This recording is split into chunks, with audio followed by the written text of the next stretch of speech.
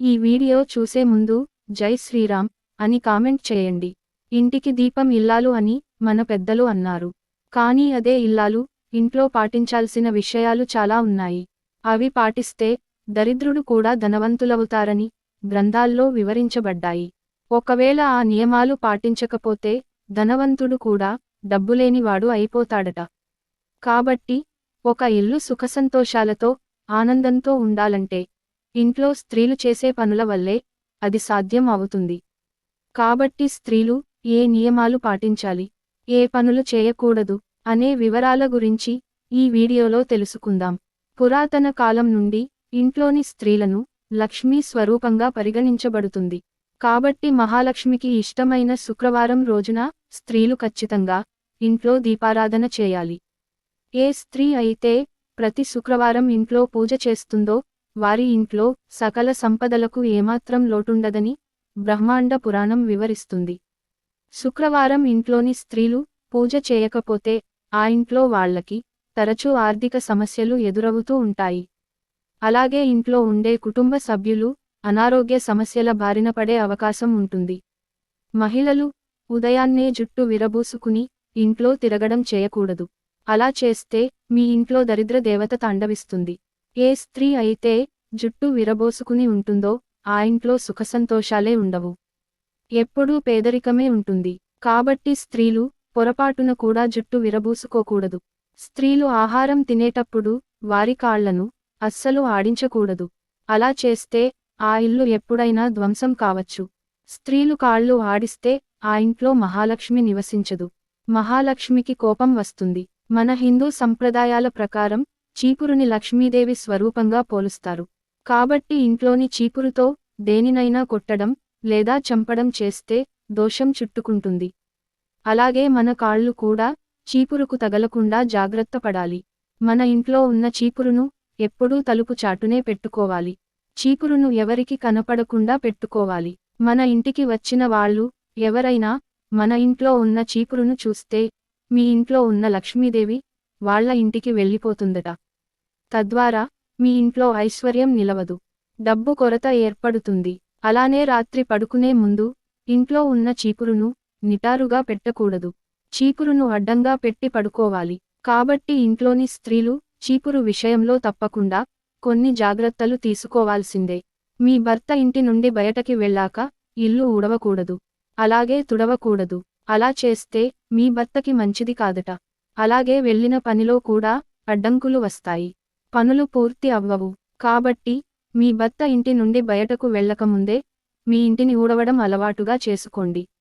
అలాగే మగవాళ్ళు బయటకి వెళ్ళాక ఇంట్లోని స్త్రీలు తలస్నానం చేయకూడదని గుర్తుపెట్టుకోండి. అలా చేస్తే మీ భర్త ఆయుష్ తగ్గుతుంది. భర్త ఇంటి నుండి బయటకు వెళ్ళేటప్పుడు స్త్రీలు తమ భర్తకి కుంకుమ బొట్టు పెడితే చాలా మంచిది. అలాగే భర్త ఇంటి నుండి బయటకు వెళ్ళేటప్పుడు తన భార్య ఖచ్చితంగా ఎదురు వెళ్ళాలి.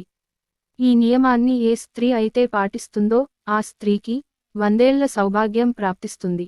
స్త్రీలకి నెలసరి వచ్చినప్పుడు మట్టి గాజులు అస్సలు ధరించకూడదు. కాబట్టి స్త్రీలకి నెలసరి వచ్చినప్పుడు చేతికి ఉన్న మట్టి గాజులు తీసేసి మెటల్ గాజులు కానీ ప్లాస్టిక్ గాజులు కానీ వేసుకోవాలి. అలాగే నెలసరి వచ్చినప్పుడు స్త్రీలు ఎరుపు బొట్టును పెట్టుకోకూడదు. కేవలం నల్ల బొట్టు మాత్రమే పెట్టుకోవాలి. ఈ నియమాలు ఏ స్త్రీ అయితే పాటిస్తుందో ఆ ఇంట్లో ఏ సమస్యలు లేకుండా కుటుంబమంతా సుఖసంతోషాలతో ఉంటారు. అలాగే స్త్రీల నెలసరి సమయంలో పొరపాటున కూడా కుంకుమ, కాటుక, పూలు పెట్టుకోకూడదు. ఇలా చేస్తే మీ భర్తకి గ్రహదోషాలు ఏర్పడి ప్రమాదాలు జరగొచ్చు. స్త్రీలు బొట్టు పెట్టుకునేటప్పుడు మధ్యవేలితో మాత్రమే బొట్టు పెట్టుకోవాలి. అప్పుడే ఆ స్త్రీకి సుమంగళి ప్రాప్తి వరిస్తుంది. ఏ స్త్రీ అయితే మధ్యవేలుతో బొట్టు పెట్టుకుంటుందో వారి ఇంట్లో ఉన్న కుటుంబ సభ్యులకు ఆయుష్ పెరుగుతుంది. అలాగే లక్ష్మీదేవి అనుగ్రహంతో సంపద కూడా రెట్టింపు అవుతుంది. అదే ఎవరికైనా బొట్టు పెట్టాలంటే చూపుడు వేలుతో మాత్రమే ఎదుటివారికి బొట్టు పెట్టాలి. పొరపాటున ఎదుట వాళ్లకి మధ్యవేలుతో బొట్టు పెడితే వాళ్ళు చేసిన పాపాలన్నీ మనకి అంటుకుంటాయి. కాబట్టి ఈ నియమాన్ని స్త్రీలు ఎల్లప్పుడూ గుర్తుంచుకోవాలి. దేవుని పటాలకు బొట్లు పెట్టేటప్పుడు ఉంగరపు వేలుతో మాత్రమే గంధము రాసి దేవుని పటాలకు కుంకుమ బొట్లు పెట్టాలి. ఈ రోజుల్లో చాలామంది ఆడవాళ్లు మంగళసూత్రంకి పిన్నీసులు పెట్టుకుంటున్నారు. కానీ ఇది ఏమాత్రం మంచిది కాదు. ఎందుకంటే పిన్నిసులు ఇనుముకు సంబంధించినవి. వేదమంత్రాలతో పవిత్రంగా మెడలో కట్టిన మంగళసూత్రానికి ఈ విధంగా పిన్నిసులు పెట్టడం మంచిది కాదని పండితులు చెబుతున్నారు. మంగళసూత్రంకి పిన్నీసులు ఉంటే భర్త ఆయుష్షు మీద ప్రభావం పడుతుందని పండితులు చెబుతున్నారు. ఒకవేళ ఎవరైనా తెలిసి తెలియక అలా చేస్తే తప్పు అని చెప్పి వాటిని మంగళసూత్రం నుండి వేరు చేయాలని పురోహితులు చెప్తున్నారు. స్త్రీలు ఉదయం నిద్రలేచిన వెంటనే నుదుటిపైన కుంకుమ బొట్టు పెట్టుకోవాలి. ఏ స్త్రీ అయితే ఉదయం లేవగానే కుంకుమ బొట్టు పెట్టుకుంటుందో ఆ ఇంటిపైన లక్ష్మీదేవి కృప ఎల్లవేళలా ఉంటుంది. కుంకుమను లక్ష్మీదేవి స్వరూపంగా భావిస్తారు. కాబట్టి గంగమ్మ నివాస స్థానమైన పాపిట మీద స్త్రీలు ఉదయం కుంకుమ ధరిస్తే ఆ ఇంట్లో కష్టాలు ఉండవు. పొరపాటున కూడా స్త్రీలు ముఖానికి బొట్టు లేకుండా తమ భర్తకి కనపడకూడదు. అలా చేస్తే మీ భర్తకి, మీ పిల్లలకి కీడు జరగవచ్చు. అలాగే స్త్రీలు ఉదయం లేవగానే ఇంటి ముందు ఒక చిన్న ముగ్గు అయినా తప్పకుండా వేయాలి. ఇలా చేస్తే మీ ఇంట్లో ఎల్లవేళలా లక్ష్మీదేవి కొలువై ఉంటుంది.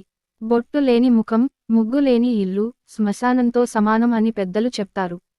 అందుకే స్త్రీలు ఉదయం లేవగానే బొట్టు పెట్టుకోవటం, ఇంటి ముందు ముగ్గు వేయడం తప్పనిసరి.